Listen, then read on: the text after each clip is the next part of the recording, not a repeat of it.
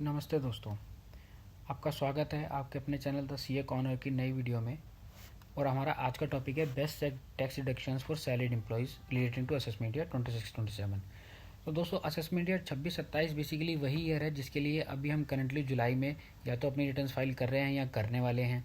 तो इसलिए यह वीडियो आपके लिए बहुत इंपॉर्टेंट हो जाती है, जिसकी वजह से आप में भी हो सकता है अपना कुछ टैक्स सेविंग्स कर सकें।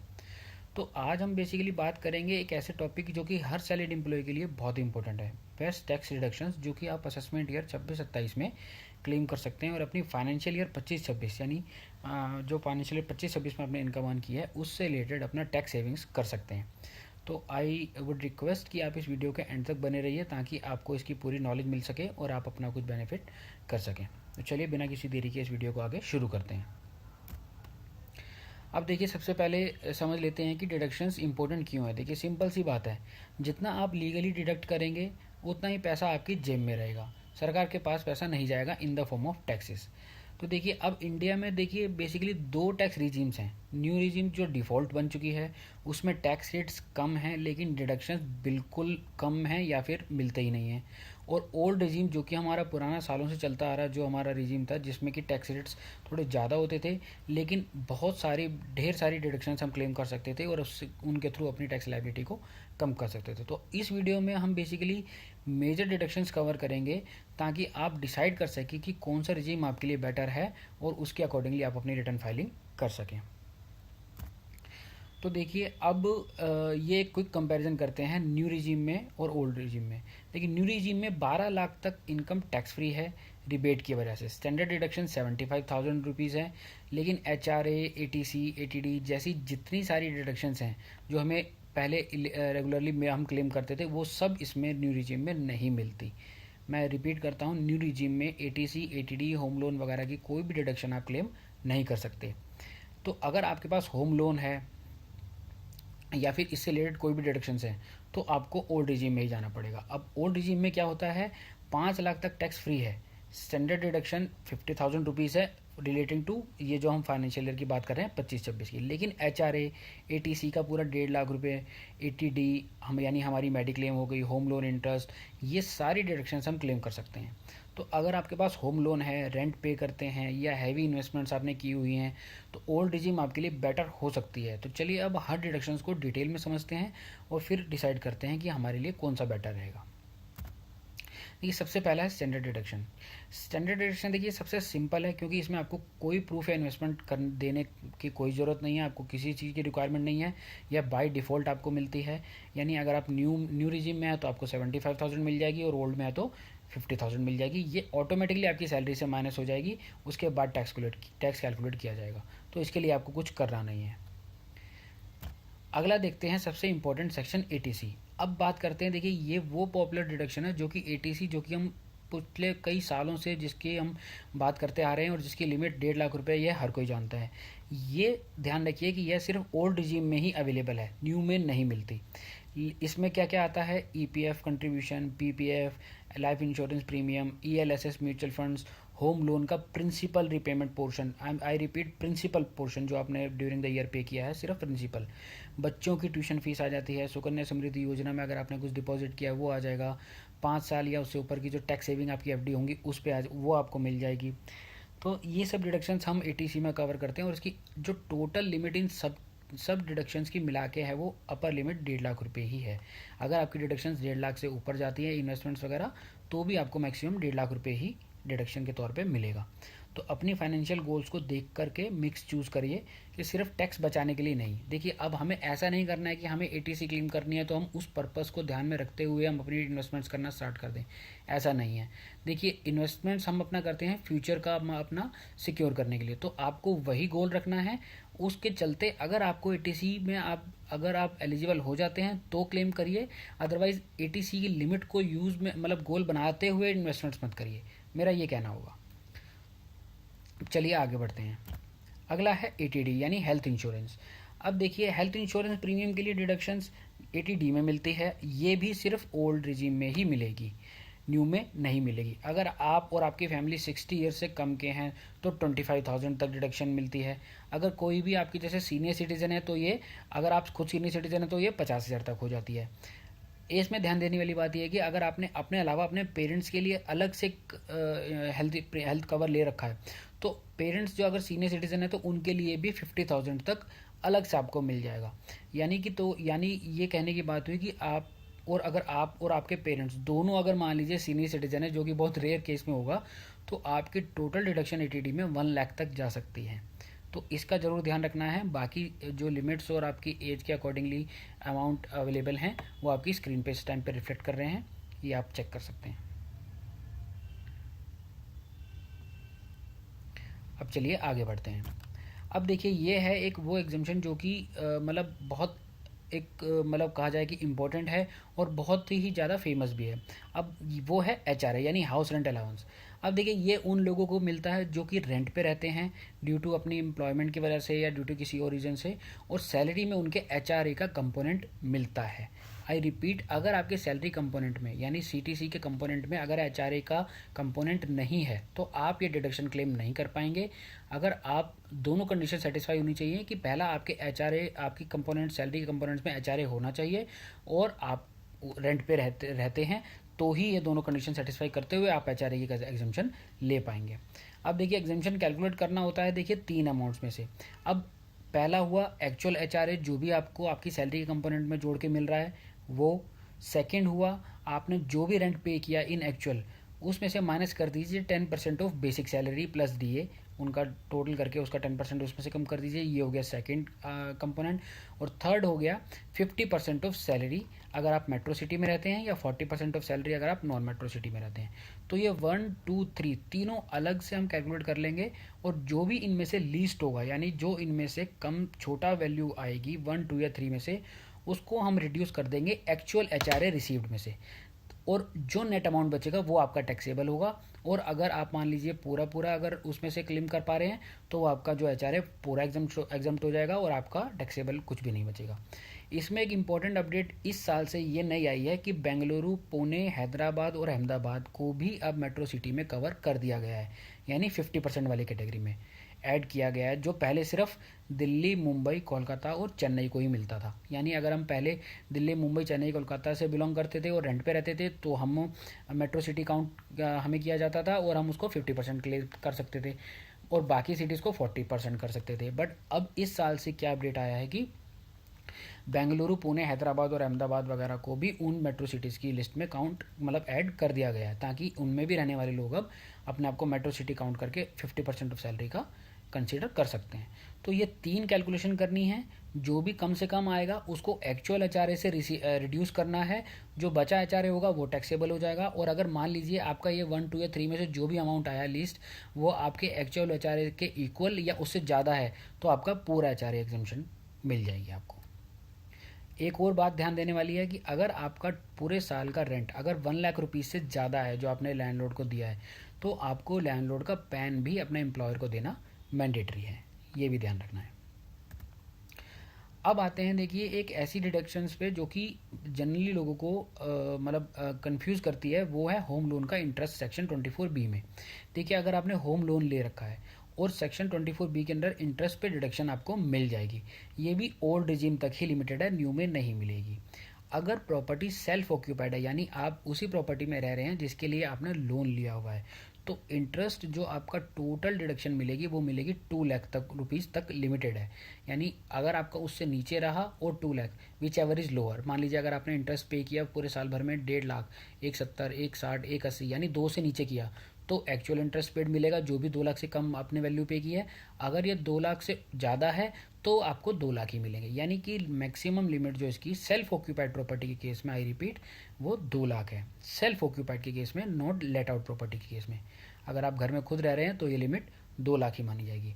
अगर प्रॉपर्टी रेंट पे दी हुई है मान लीजिए, तो कोई अपर लिमिट नहीं है, पूरे इंटरेस्ट जो भी आपने साल भर में पे किया वो आप पूरा अपनी रेंटल इनकम से रिड्यूस कर सकते हैं और अपनी हाउस प्रॉपर्टी की इनकम कैलकुलेट कर सकते हैं।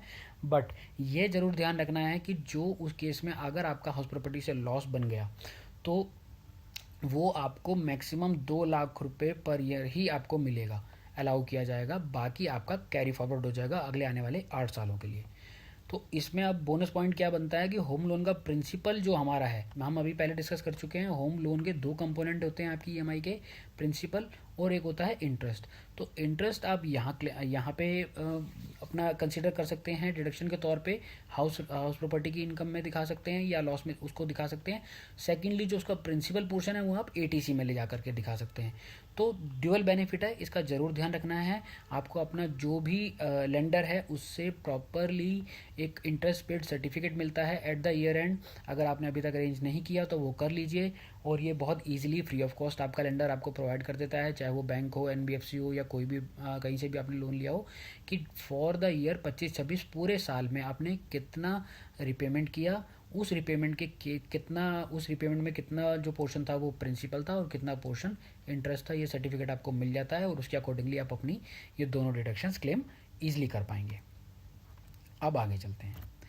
अगला आता है एनपीएस, जो कि है नेशनल पेंशन सिस्टम। अब देखिए ये एक बहुत ही यूज़फुल डिडक्शन है, एनपीएस यानी कि नेशनल पेंशन सिस्टम। अब इसमें क्या होता है, एक सेक्शन 80 सीसीडी 1B के तहत अगर आप खुद एनपीएस में इन्वेस्ट करते हैं तो आपको एक्स्ट्रा 50,000 रुपीज़ की डिडक्शन मिल जाती है। ये जो अभी हम एटीसी देख के आए हैं 1.5 लाख की, ये उसके अलावा है, यानी कि ओवर एंड अबव एटीसी है। यानी अगर आपने एनपीएस में इन्वेस्ट किया तो आपको एटीसी तो पूरी मिलेगी 1.5 लाख की, और 50,000 यहाँ भी मिल जाएंगे, यानी कि 2 लाख मिल जाएंगे।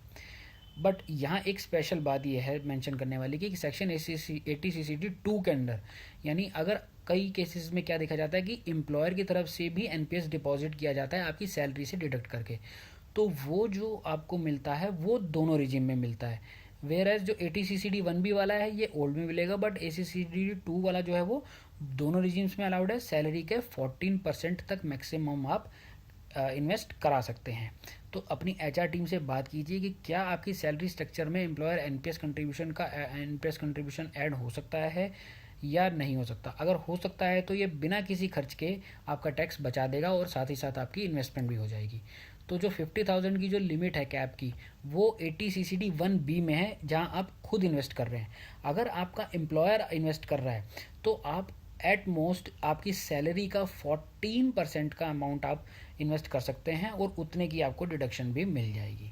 तो आप अकॉर्डिंगली इसको कंपेयर कर लीजिए कि कौन सा आपके लिए बेनिफिशियल है और उसी ऑप्शन को आप चूज़ कर सकते हैं।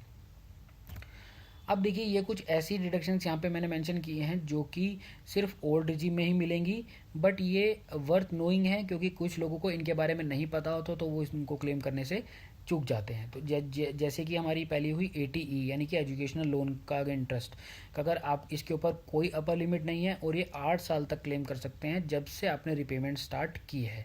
तो देखिए एजुकेशन के लिए सिंपली क्या होता है कि आप लोन लेते हैं और उसकी रिपेमेंट तब स्टार्ट होती है जब आप उसको अर्न करना मतलब आप या तो वो कोर्स कंप्लीट हो जाता है जहाँ पे आपने जिसके लिए लिया, और जब आप उसकी रिपेमेंट आपकी स्टार्ट हो जाती है।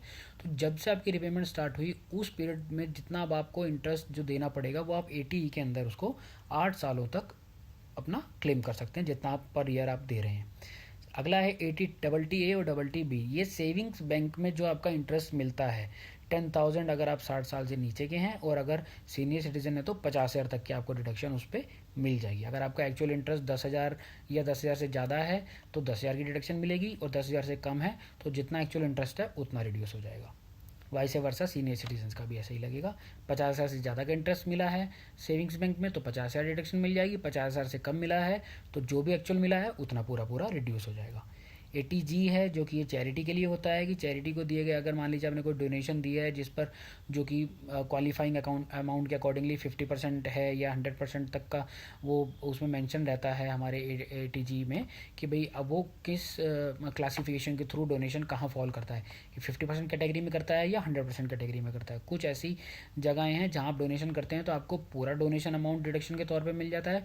कुछ ऐसी कंडीशन कैटेगरी है ऑफ डोनेशन है जहाँ आप इन्वेस्ट करते हैं तो आपको उसका 50% अमाउंट आपको एज ए डोनेशन के तौर पे आपको एक डिडक्शन मिलती है।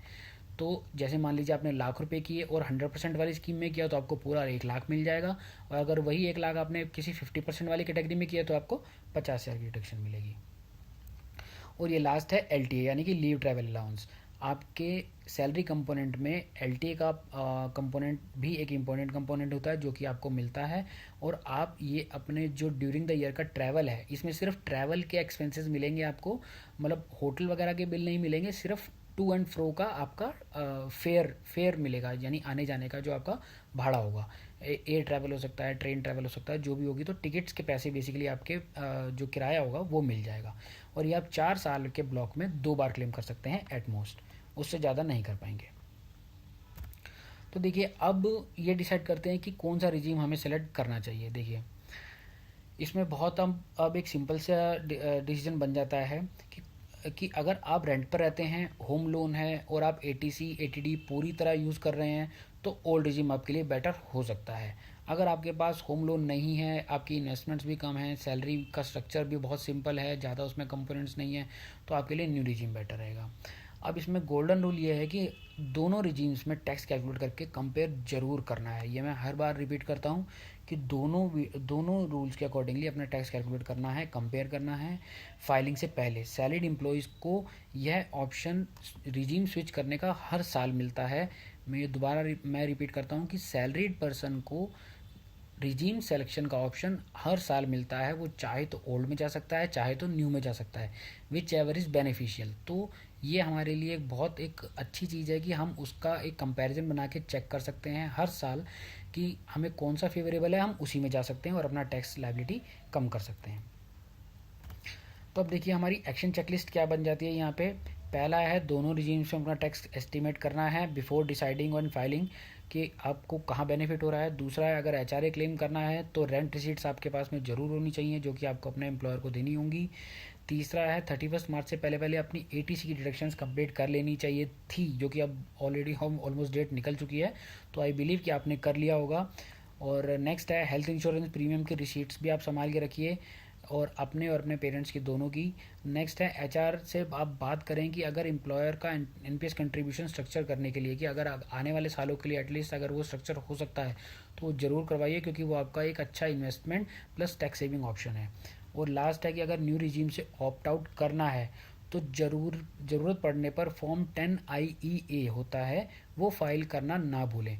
ये फॉर्म जो है वो before filing of due date and before filing of return ये फाइल किया जाता है, यानी रिटर्न फाइल करने से पहले within the due date, यानी ड्यू डेट आपकी क्रॉस नहीं होनी चाहिए और रिटर्न फाइल नहीं होनी चाहिए, उससे पहले आपको फॉर्म 10IEA होता है वो फाइल करना है ई फाइलिंग पोर्टल पे जाके। उसके बाद आप उस रिजीम, यानी ये वो फॉर्म में ही आप सेलेक्ट करते हैं कि आपको ओल्ड में रहना है या न्यू में रहना है। तो उससे पहले हमें कंपैरिजन कर लेना है। कंपैरिजन में मान लीजिए हमें विच एवर ऑप्शन हमने चूज़ किया, फॉर्म 10IE में जाएंगे, उसमें फाइल करके हम सेलेक्ट कर लेंगे कि हम कौन से ऑप्शन में रहना चाहते हैं। उसके अकॉर्डिंगली फॉर्म 10IE फाइल करके और हम अपना रिजीम सेलेक्शन करके आगे फाइलिंग के लिए प्रोसीड कर सकते हैं। तो दोस्तों उम्मीद है ये वीडियो देखिए आपके लिए यूज़फुल रहा होगा। तो टैक्स प्लानिंग की कोई वन टाइम काम नहीं है, देखिए ये हम सब जानते हैं, ये एक ऑन गोइंग प्रोसेस है। तो थोड़ा प्लानिंग और नॉलेज से हम अपना लीगली टैक्स सेव कर सकते हैं, काफ़ी उसको कम रिडक्शन कर सकते हैं, जो कि हमारे लिए बेनिफिशियल रहता है। अगर आपको ये वीडियो हेल्पफुल लगा हो तो चैनल को सब्सक्राइब करिए, वीडियो को लाइक करिए और अपने उन दोस्तों के साथ शेयर करिए जिनको इस तरह की नॉलेज की ज़रूरत है। अगर आपको अपनी ITR फाइल करने या प्लानिंग से रिलेटेड अगर कोई प्रोफेशनल हेल्प चाहिए तो डिस्क्रिप्शन में दिए गए कॉन्टैक्ट डिटेल से आप हमसे ज़रूर जुड़ सकते हैं। मैं आपकी सारी प्रॉब्लम्स को जो है वो सॉर्ट आउट करने की पूरी कोशिश करूँगा। तो इसी नोट के साथ दोस्तों मिलते हैं अगली वीडियो में। सिया कॉर्नर की तरफ से धन्यवाद and I thank you so much for watching.